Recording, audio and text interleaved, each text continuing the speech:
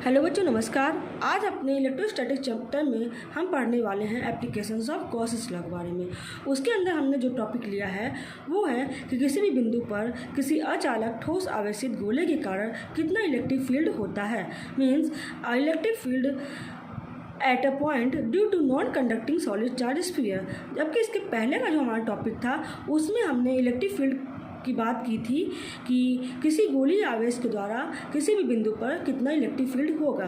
But अब यहाँ पे हम गोलीय आवेश की जगह पे एक ठोस गोले की बात करने वाले हैं जो कि नॉन कंडक्टिंग है, यानी उसके अंदर तो चार्ज होगा लेकिन उसके सरफेस पर कोई भी चार्ज प्रेजेंट नहीं होगा। ठीक है, चलिए हम अपना डेरिवेशन या स्टडी कंटिन्यू करते हैं। ठीक है, तो मान लेते हैं कि एक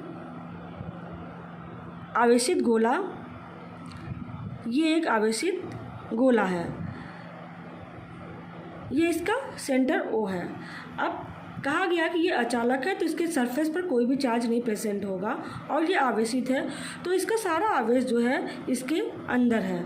ठीक है, और ये चार्जेस इसके अंदर, all charges are uniformly distributed, यानी इनका एक समान वितरण है चारों तरफ। ऐसा नहीं है, एक समान वितरण का मतलब है कि हम गोले का के एकांक क्षेत्रफल ले लें या एकांक वॉल्यूम ले लें तो किसी भी जगह से वो एकांक वॉल्यूम हम कंसीडर करेंगे तो जितने नंबर ऑफ़ चार्जेस उस एकांक वॉल्यूम में आएंगे वो चाहे जहाँ से हम एक यूनिट वॉल्यूम निकाल लें उतना ही होना चाहिए। अगर यूनिफॉर्म ना हो यानी अनियमित हो तो उसका मतलब क्या होगा, जैसे ये चार्ज है तो कहीं ना कहीं पे चार्ज बहुत क्लोजली पैक्ड है, बहुत पास है, कहीं बहुत छितरे हुए हैं, तो इसको असमान वितरण कहते हैं। ठीक है, एक समान वितरण उसको कहते हैं कि अगर आपने किसी भी सरफेस का थोड़ा सा पोर्शन इतना कट किया, इसके अंदर 10 आवेश हैं तो इतना ही एरिया आप चाहे यहाँ से कट करें चाहे यहाँ से कट करें, कहीं से भी कट करें, तो उसमें अगर एकांक उस एरिया में अगर 10 आवेश हैं तो उतना एरिया पूरी जगह से कहीं से भी कट कर लें 10 आवेश ही होना चाहिए। तो इसको कहते हैं इस प्रकार की डिस्ट्रीब्यूशन को हम यूनिफॉर्म डिस्ट्रीब्यूशन कहते हैं। ओके, तो ये हमारा गोला हो गया। इसकी रेडियस हमने मान लिया कि इसकी रेडियस जो है वो कैपिटल आर है। ठीक है, capital are is the radius of sphere. ठीक है, सॉलिड स्फीयर कह लीजिए आप, ठोस गोला है इसलिए radius of the solid sphere.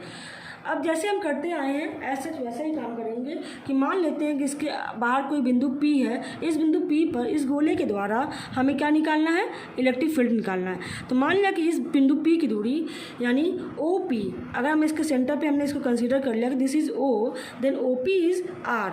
R क्या है, distance of point A, distance of point P from centre O से P की दूरी कितनी है। ठीक है, तो इसके लिए हमें क्या करना होगा, क्योंकि गॉसेस लॉ यूज़ करना है तो हमें क्या करना होगा, गॉसियन सरफेस बनाना होगा।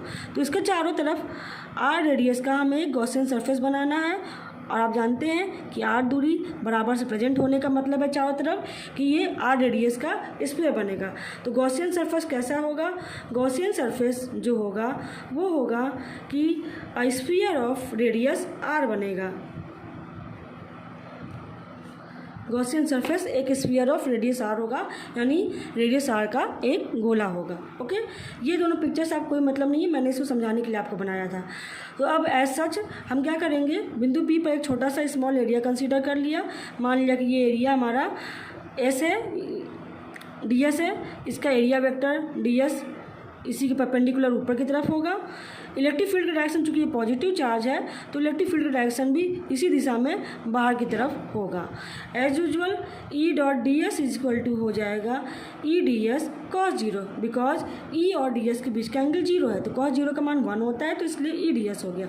अब यहाँ पे यूजिंग गॉसेस लॉ, जब हम गॉस लॉ का यूज करेंगे तो क्या हो जाएगा, आएगा phi is equal to overall surface integral E dot DS is equal to Q upon epsilon naught. This is equation number 1।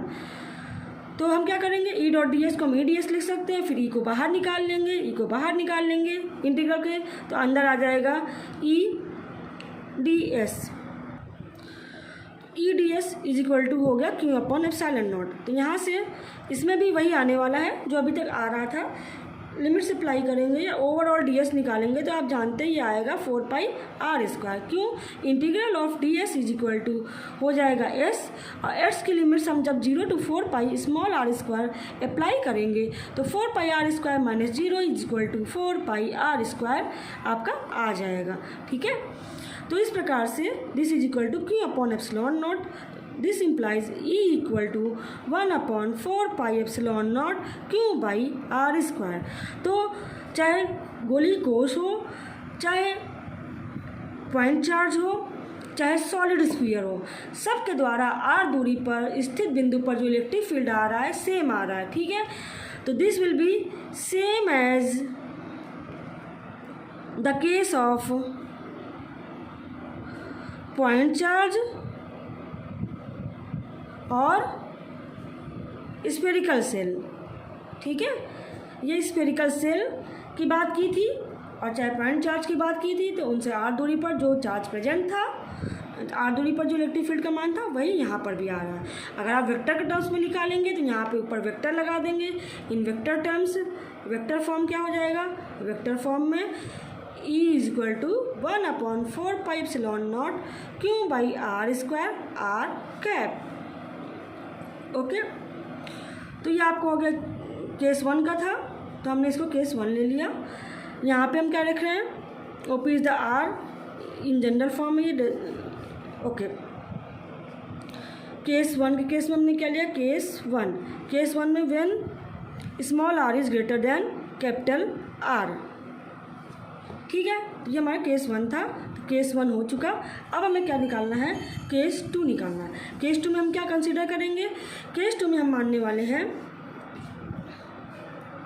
Case 2। Case 2 क्या है? When small r is equal to capital R, मतलब point at surface of solid sphere. जब solid sphere के ऊपर हमारा point present है, हमें तब की बात करनी है। ठीक है, चलिए इसको भी कंटिन्यू करते हैं। जैसे पहले स्फेरिकल सेल का केस लिया था वैसे यहाँ पर भी लेंगे। जब हमारा सरफेस पर है तो यहाँ से हमने इसको बनाया, इसके अंदर चार्जेस प्रेजेंट हैं ओवरऑल सब जगह बराबर से बना लेंगे हम इसको ऐसे ही। सरफेस के ऊपर कोई चार्ज नहीं है, ये हमारा बिंदु वो है, यहाँ से ये कैपिटल R है और R दूरी जो है ये भी हमारा बिंदु P यहाँ पर है। इस पर हमने एक ds एरिया कंसीडर किया, तो इसके ऊपर जो एरिया वेक्टर होगा ds वो इसके परपेंडिकुलर होगा। इलेक्ट्रिक फील्ड का डायरेक्शन भी इसी के पैरेलल होगा। ठीक है, once again E dot ds is equal to E ds for theta is equal to 0। Applying Gauss's law, जब गॉसेस लॉ अप्लाई करेंगे तो क्या आ जाएगा? Phi is equal to E dot D S is equal to Q upon epsilon naught. Q is the charge enclosed by the Gaussian surface. Here the Gaussian surface is same as, Gaussian surface यही है, surface is same as our solid sphere. हमारा जो solid sphere हम लेके चले थे Gaussian surface उसी के बराबर है। ठीक है, तो इस प्रकार से phi equal to E dot D S Q upon epsilon naught हो गया। यहाँ पे हम कैलकुलेट करेंगे, ये हमारा बाहर निकल आएगा। Overall surface integral this is d s, this is q upon epsilon not. E को बाहर रहने दीजिए, इस पूरे डी एस का मान जो होगा वो 4 पाई R स्क्वायर हो जाएगा। This is equal to Q upon epsilon naught. तो ई इज इक्वल टू आ गया 1/4 pi epsilon naught Q by R square. तो ये भी एकदम वैसा ही आ गया जैसा कि हमारा स्फेरिकल सेल में आता था। ठीक है, और यही क्या होगा? यही मैक्सिमम भी होगा। ओके, यही जो है यही मैक्सिमम भी होगा। और क्यों मैक्सिमम होगा, कैसे मैक्सिमम होगा, आगे हम थर्ड केस में देखेंगे। यहाँ पे सबसे ज़रूरी बात ये है कि जैसे स्फेरिकल सेल में जब भी हम पॉइंट को सेल के अंदर कंसीडर करते थे तो उसके अंदर सभी बिंदुओं पर इलेक्ट्रिक फील्ड का मान 0 आता था, बट यहाँ पर वो केस नहीं होने वाला है। आप ये मत समझिएगा कि यहाँ पर हमारा इलेक्ट्रिक फील्ड सॉलिड स्फीयर के अंदर 0 होने वाला है। चलिए देखते हैं कैसे नहीं 0 होगा। तो इसके लिए क्या करते हैं, हम चलते हैं केस 3 पर। ठीक, तो केस 3 क्या है हमारा कि when small R is less than capital R. Okay, this is the case 3, मतलब हमारा जो पॉइंट है वो स्फीयर के अंदर प्रेजेंट हो। तो इसके लिए हम फिर से ड्रॉ करते हैं अपने पिक्चर को। ये देखिए हम स्फीयर बना रहे हैं। स्फीयर के अंदर सभी जगहों पे चार्ज हैं, ये हम पहले ही बात कर चुके हैं। तो मान लेते हैं हम इसलिए उसको बना नहीं रहे हैं, क्योंकि बना लेंगे तो थोड़ा गंदा सा दिखेगा, तो हो सकता है आपको अच्छे से समझ में ना दिखाई दे। ये कैपिटल आर रेडियस हो गया हमारा स्फीयर का, और किसी बिंदु जगह पे हमने बिंदु पी कंसीडर कर लिया, मान लिया कि ये बिंदु पी है। तो जब हम गॉसियन सरफेस ड्रॉ करेंगे स्मॉल आर दूरी पर, तो ये बन जाएगा हमारा गॉसियन सरफेस। ठीक है, what is this? This is the Gaussian surface, Gaussian sphere कह देते हैं। ठीक है, ये गॉसियन स्फीयर या गॉसियन गोला है। जब हमने इसको बनाया और चारों तरफ देखिए प्लस चार्ज आपके प्रेजेंट हैं all over around the sphere, inside the sphere, चारों तरफ अंदर बाहर सब जगह आपके प्लस चार्जेस जो हैं वो प्रेजेंट हैं, यूनिफॉर्मली डिस्ट्रीब्यूटेड हैं, अच्छी तरीके से सब जगह प्रेजेंट है, नो कॉम्पैक्ट एनी प्लेस। ठीक है, इस तरह से आप देख रहे हैं। तो this is capital R, this is small R. तो हमें क्या करना है, पहले यहाँ पे एक छोटा सा एरिया कंसीडर करना है। क्या ये? दिस इज डी एस, ये हमारा एरिया डी एस है। एरिया वेक्टर क्या होगा? डी एस ऊपर की तरफ होगा। इलेक्ट्रिक फील्ड का मान किधर होगा? इलेक्ट्रिक फील्ड का मान भी एज यूजुअल इसके बाहर की तरफ ही होगा। ठीक, तो यहाँ पर भी ई डॉट डी एस का मान जो आपका है वो ई डी एस ही आने वाला है। अब आप सोचेंगे जब सब कुछ वही है तो चेंज क्या होने वाला है? चेंज होगा ना, चेंज ये होगा कि आप देखिए जब हमारा स्फेरिकल सेल था तो उसके अंदर कोई चार्ज ही नहीं प्रेजेंट था, लेकिन यहाँ पर चार्ज प्रेजेंट है। तो जब हम कैपिटल आर रेडियस वाले गोले की बात करते थे तब हमारा उस केस में टोटल चार्ज कितना होता था? स्मॉल क्यू था। स्मॉल क्यू क्या था? चलिए इसमें मैंने लिखना भूल गए हैं, यहाँ पर लिख देते हैं। What is small Q? Small Q is the charge of solid sphere. जो हमारा सॉलिड स्फीयर था ये उसका चार्ज था टोटल। लेकिन अगर आप खुद सोचिए कि इसके अंदर कोई छोटा गोला होगा तो क्या उसके अंदर भी टोटल चार्ज वो क्यों ही इंक्लोज करेगा? क्यों तो नहीं होगा, उससे कम चार्ज कंटेन करेगा। तो अब उस चार्ज का मान हम कैसे निकालेंगे कि जब हमने ये गोला बना लिया, यानी ये जो हमारा एक अंदर का एक स्फीयर बन गया है पी पॉइंट पे स्मॉल आर रेडियस वाला, यानी how much charge sphere of radius R contain.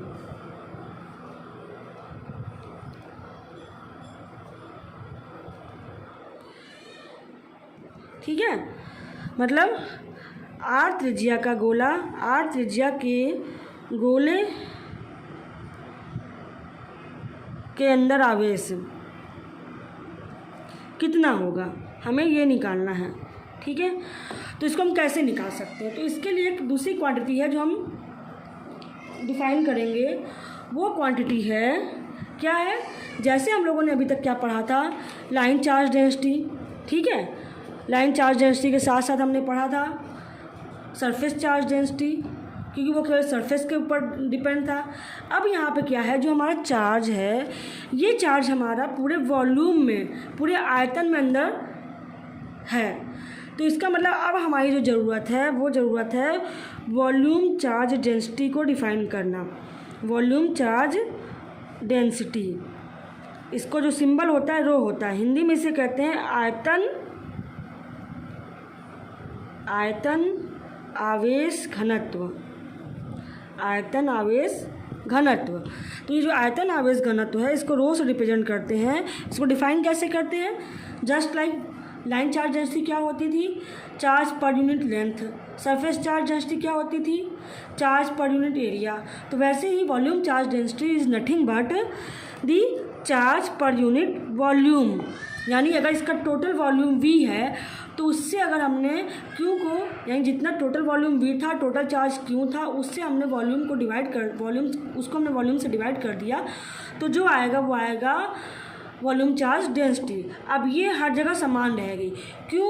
क्योंकि ये एक तरह से क्या है, एकांक आयतन पर उपस्थित आवेश है। ठीक है, आप इसको कह सकते हैं charge per unit volume, Hindi में कहेंगे एकांक आयतन पर उपस्थित आवेश, एकांक आयतन पर आवेश, ठीक है, क्योंकि वो v को 1 कर देंगे तो q निकल आएगा। तो अब ये एकांक आयतन चाहे हम छोटे r वाले गोले पर लें, चाहे इसके बाहर लें, कहीं पर भी ले लें, ओवरऑल इसका मान रो हर जगह सेम रहेगा, ठीक है। तो अब हमें क्या निकालना है, माना q डैश, q डैश क्या है, charge enclosed by Gaussian surface, जो हमारा गॉसियन सरफेस है या गॉसियन स्फीयर है उसके द्वारा कितना चार्ज कंटेन हो रहा है, हमें ये निकालना है।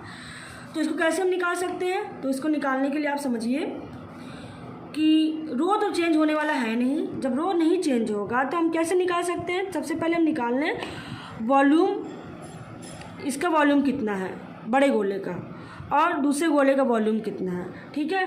तो पहले हम बड़े गोले का वॉल्यूम लिख लें। बड़े गोले का वॉल्यूम जो आएगा वो आएगा v = 4/3 पाई r क्यूब, ये आपको पता है।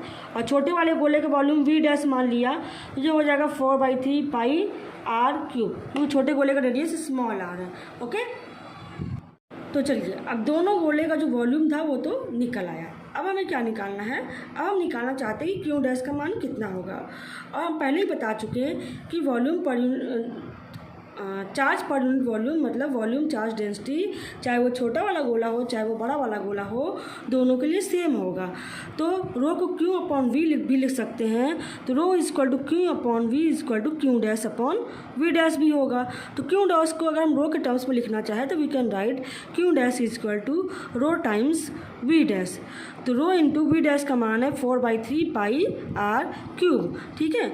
तो अगर हमने हमारा इक्वेशन नंबर कहाँ तक हो चुका था, इक्वेशन नंबर फर्स्ट आया था, this is the equation number second, case वाला इक्वेशन नंबर सेकंड आया था।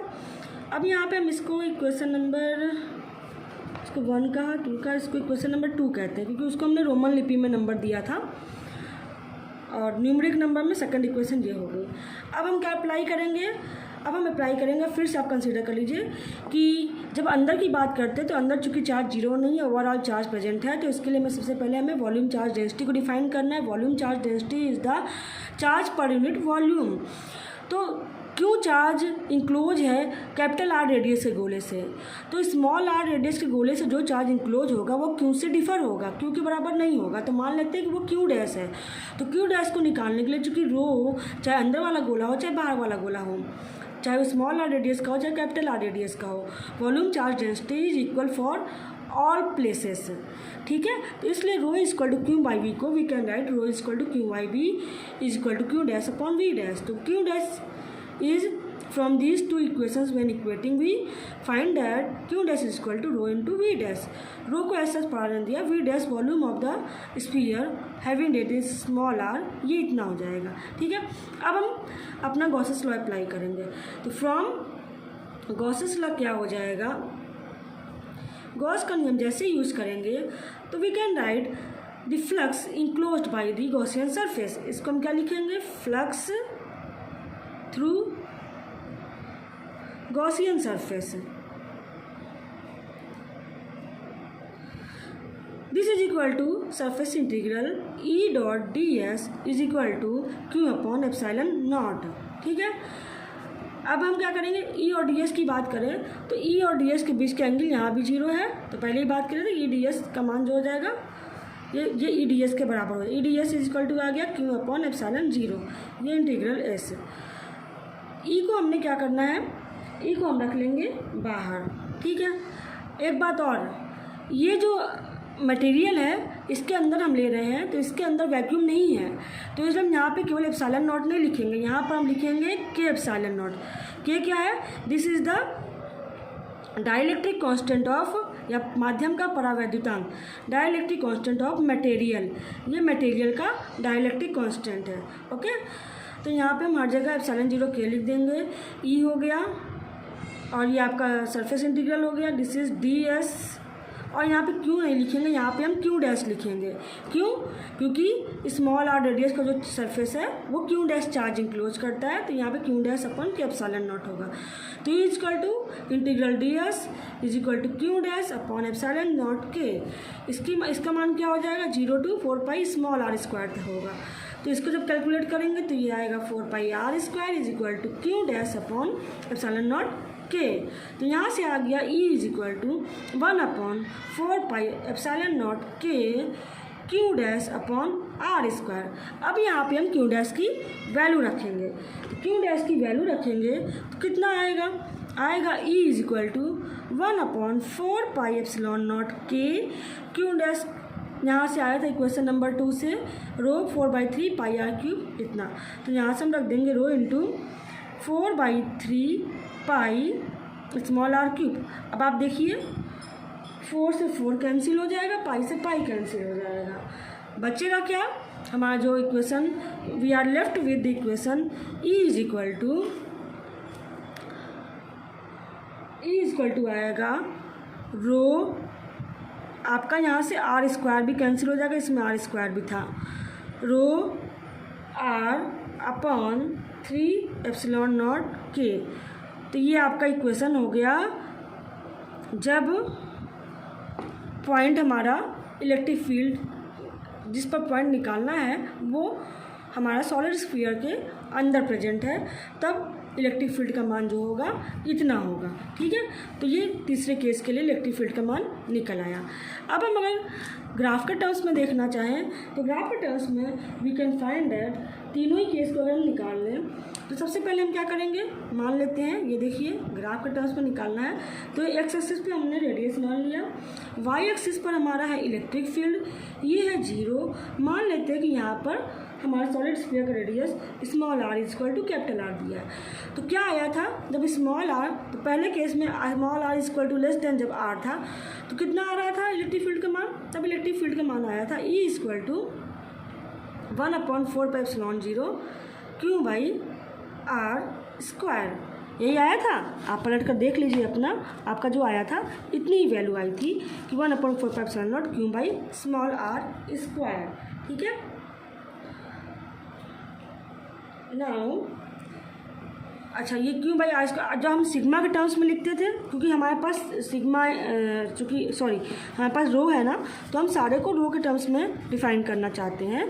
तो जब हम रो के टर्म्स में सबको डिफाइन करेंगे तब कितना आएगा आप देख लीजिए।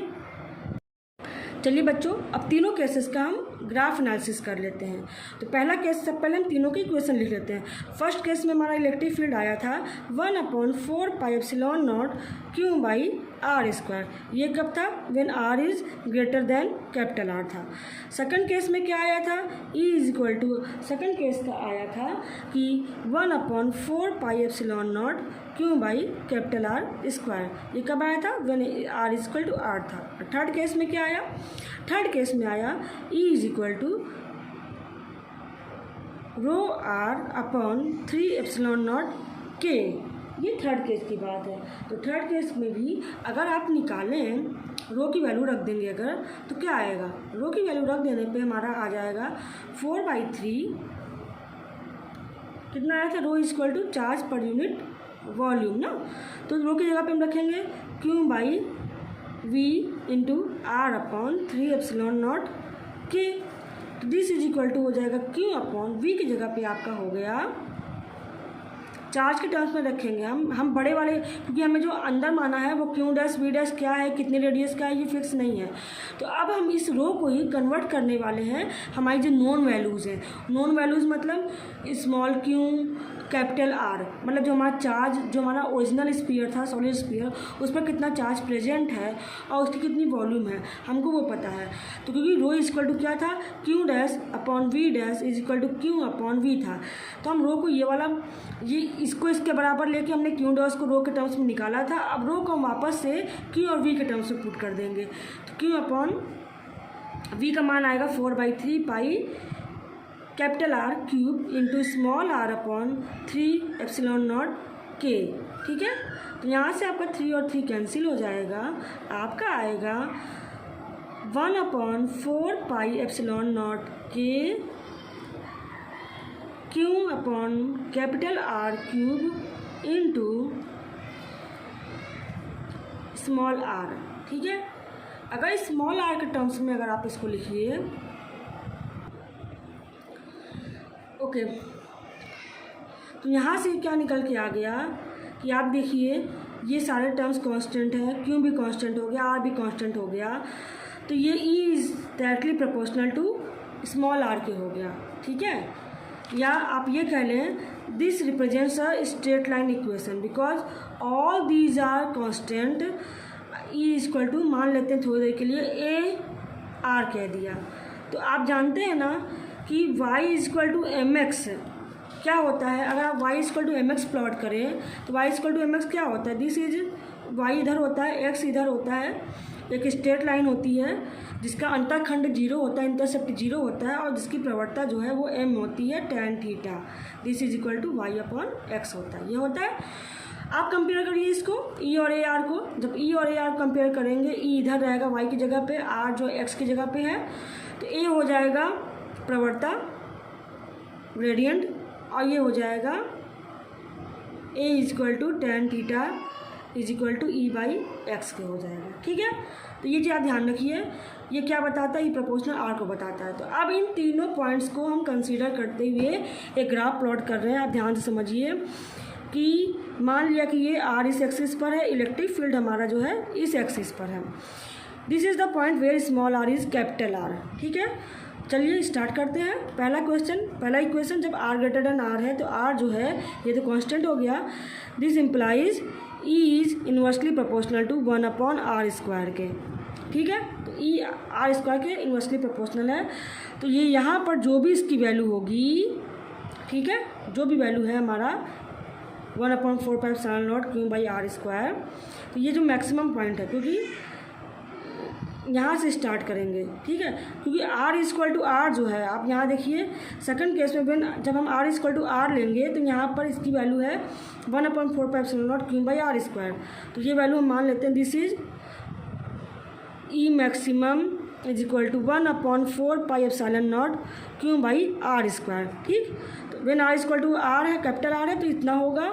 और इसके बाद क्या होगा, इसके बाद 1 अपॉन आर स्क्वायर के रिस्पेक्ट में ये घटता चला जाएगा। इसके बाद यहाँ पर है 1 अपॉन आर स्क्वायर प्रोपोर्शनल है, जब स्मॉल आर से आर का मान बड़ा है तब। ठीक, तो स्मॉल आर के बराबर यहाँ पर है, स्मॉल आर से जब small R equal to capital are है तो वैल्यू इसके बराबर होगी। जब स्मॉल आर कैपिटल आर से आगे बढ़ेगा तो ई का जो वेरिएशन होगा इस तरह से होगा, 1 अपॉन आर स्क्वायर के डायरेक्टली प्रोपोर्शनल होगा, तो इस तरह से डिक्रीज करेगा ये। और जब आर का मान, स्मॉल आर का मान कैपिटल आर से कम है, तो आप देख रहे हैं क्या आया था, थर्ड केस जहाँ पर small R is less than capital R था, तो इस केस में क्या आ रहा था, इस केस में आपने देखा है कि ई एक स्ट्रेट लाइन का नेचर शो कर रहा है। तो इसके बाद ये ओरिजिन से जाता हुआ यहाँ तक जाएगा, this represents E proportional R के। ठीक है, तो जिसकी प्रवणता m कितनी हो जाएगी, जिसका tan थीटा जो होगा वो हो जाएगा e अपॉन आर के बराबर हो जाएगा। ठीक है, तो इस प्रकार से एक नॉन कंडक्टिंग चार्ज स्फीयर के द्वारा उसके बाहर, उसके सरफेस पर और उसके अंदर किस प्रकार से इलेक्ट्रिक फील्ड का चेंजेस होता है वो इस ग्राफ से एकदम क्लियर है कि सेंटर पर जीरो होगा।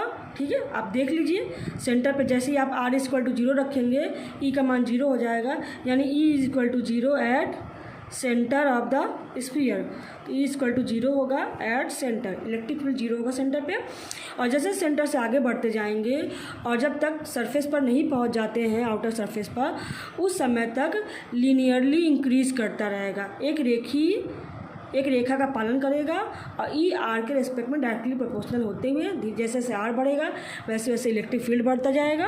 और कब तक बढ़ेगा, जब तक कि स्मॉल आर का मान कैपिटल आर के बराबर ना हो, और वहाँ पहुँचते ही अपनी मैक्सिमम वैल्यू को गेन कर लेगा और उसकी मैक्सिमम वैल्यू होगी 1/4πε0 q by capital are square. इसके बाद जैसे ही स्मॉल आर को हम स्फेरिकल सेल के सरफेस से बाहर की तरफ कंसीडर करेंगे तो फिर से इलेक्ट्रिक फील्ड का मान घटता जाएगा, लेकिन ये अब घटाव इसका जो है इस तरह से ना होकर ई प्रोपोर्शनल आर के फॉर्म में ना होकर ई प्रोपोर्शनल 1/r² के टर्म्स में होगा, यानी आर का मान जैसे जैसे बढ़ता जाएगा वैसे वैसे ई का मान घटता जाएगा। तो ये आपको कंप्लीट हुआ कि किस प्रकार से एक charge sphere, non conducting charge sphere अपने चारों तरफ इलेक्ट्रिक फील्ड को प्रोड्यूस करता है और कितनी कितनी उसकी वैल्यूज़ होती हैं। ओके बच्चों, थैंक यू वेरी मच।